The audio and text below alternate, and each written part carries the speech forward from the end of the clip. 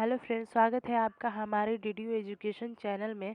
मैं आपके सामने हिंदी पैडागोजी का कुछ महत्वपूर्ण प्रश्न लेके आई हूँ। फ्रेंड, अगर आपको ये हमारा प्रश्न अच्छा लगे तो प्लीज़ लाइक एंड सब्सक्राइब ज़रूर करिएगा। फ्रेंड, कमेंट करके बताइएगा कि आपको हमारा वीडियो कैसा लगा। मैं आप लोगों के लिए बहुत ही मेहनत कर रही हूँ। फ्रेंड, चलते हैं वीडियो की तरफ। आपका पेपर अच्छा जाए, इसका मैं करवा चुकी थी यहाँ तक कि माध्यमिक स्तर पर मूल पाठ्यक्रम के अतिरिक्त अन्य 3 विषयों के वैकल्पिक प्रश्न मैं यहाँ तक करवा चुकी थी क्वेश्चन का। अब यहाँ से करवा रही हूँ। जो लोग नए हैं वो हमारे जाके पुराने वाले वीडियो को चेकआउट कर लें। चलते हैं वीडियो की तरफ। कह रहा है कि प्रचलित माध्यमिक पाठ्यक्रम का दोष है। जो प्रचलित माध्यमिक पाठ्यक्रम है उसके दोष के बारे में ये बात कर रहा है। तो प्रचलित माध्यमिक का पाठ्यक्रम का दोष क्या है? विषयों की अधिकता है, परीक्षा केंद्रित ना होना है, व्यवहारिक अभाव है, या ये सब भी है। तो क्या हो जाएगा इसका आंसर? ये सभी है। जो हमारी प्रचलित माध्यमिक पाठ्यक्रम है उसमें विषयों का अधिकता है, परीक्षा केंद्र का अभाव है, व्यवहार का भी अभाव है। ओके फ्रेंड, हम नेक्स्ट देख लेते हैं। नेक्स्ट क्वेश्चन दे रहा है पाठ्यक्रम शब्द का अर्थ है। पाठ्यक्रम शब्द का अर्थ क्या होता है? तो पाठ्य वस्तु का प्रारूप, अध्ययन विषय का क्षेत्र, प्रकरणों का स्वरूप। तो क्या हो जाएगा फ्रेंड? पाठ्यक्रम शब्द का अर्थ ये सभी होता है। हम नेक्स्ट क्वेश्चन देखेंगे। मानव मूल्यों के विकास के आधार है। मानव मूल्यों के विकास के क्या आधार है फ्रेंड? तो मानव मूल्यों के विकास का आधार विश्वास, आस्था, आदर्श और आचरण, ये सभी है। नेक्स्ट हम देखेंगे गुरु के आदर्श को महत्व दिया है। गुरु के आदर्श को किसने महत्व दिया है? तो हिंदी साहित्य में और सांस्कृतिक साहित्य ने, इन दोनों ने गुरु आदर्शों का महत्व दिया है। नेक्स्ट हम देखेंगे गुरु के आदर्शों का महत्व है। जो गुरु है उनके आदर्शों का क्या महत्व है?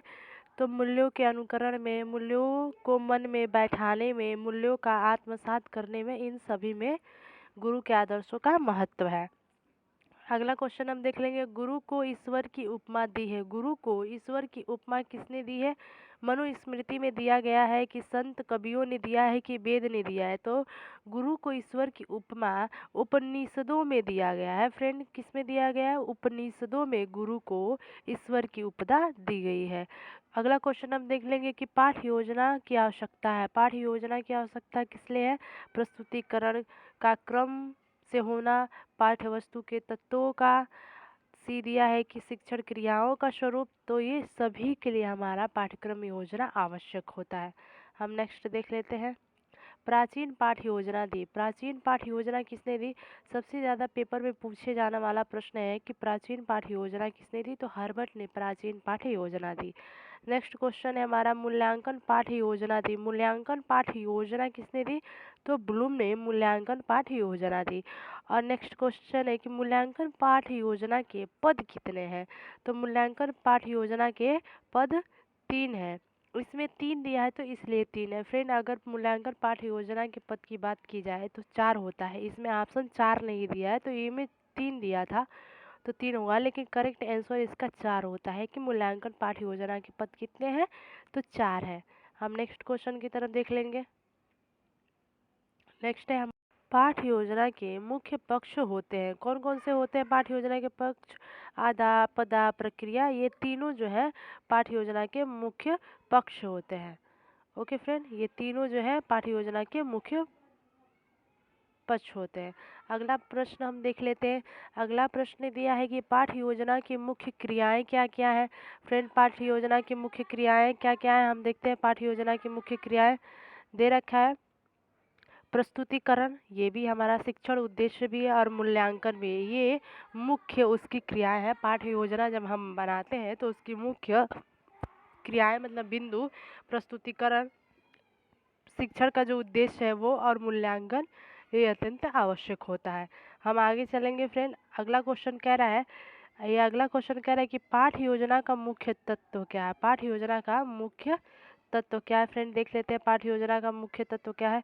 पाठ्य योजना का मुख्य तत्व है पाठ्य वस्तु की तत्व, विधि एवं प्रविधियाँ, सहायक सामग्री। ये तीनों जो है हमारे पाठ्य योजना के मुख्य तत्व होते हैं।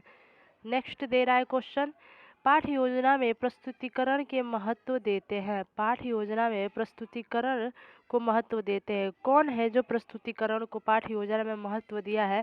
तो जो हमारे हर्बट जी हैं, इन्होंने पाठ्य योजना में प्रस्तुतिकरण को बहुत ही महत्व दिया है। नेक्स्ट हम क्वेश्चन देख लेंगे। नेक्स्ट क्वेश्चन कह रहा है कि पाठ्य योजना का उद्देश्य केंद्रित होता है।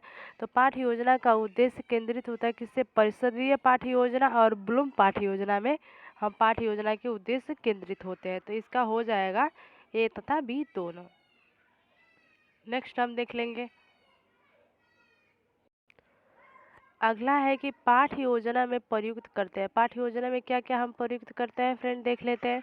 शिक्षा के उद्देश्य लक्ष्य को हम करते हैं, विशिष्ट उद्देश्य को हम करते हैं, शिक्षा के ध्येय को क्या करते हैं? तो इसका आंसर हो जाएगा उपरोक्त सभी को हम पाठ्य योजना में प्रयुक्त इन सभी चीज़ों का करते हैं। नेक्स्ट क्वेश्चन है हमारा कि मातृभाषा से तात्पर्य उस भाषा से है जिसे बच्चा, कह रहा है कि मातृभाषा का तात्पर्य उस भाषा से है जिसे बच्चा अपने माता द्वारा सीखता है। बी कह रहा है कि अपने परिवार से सीखता है। सी कह रहा है कि अपने जीवन के प्रारंभिक काल में घर परिवार या पर्यावरण से सीखता है। और डी कह रहा है कि अपने जीवन के प्रारंभिक काल में विद्यालय में सीखता है। तो यहाँ पे दिया है कि मातृभाषा से तात्पर्य उस भाषा से है जिसे अपने जीवन काल के प्रारंभिक में वो विद्यालय से सीखता है। फ्रेंड आप इसमें कंफ्यूज नहीं होइएगा कि मातृभाषा ये मतलब माता के द्वारा सीखता है तो मातृभाषा हो गया, इससे कुछ नहीं होता फ्रेंड। माता द्वारा सीखता है इसके वजह से वो मातृभाषा नहीं हो गया। मातृभाषा में ही हम ज्ञान प्राप्त करते हैं। हम विद्यालय जाते हैं तो हम मातृभाषा में ही मतलब जो हमारा हिंदी है भाषा, हम उसी भाषा में ही तो ज्ञान प्राप्त करते हैं।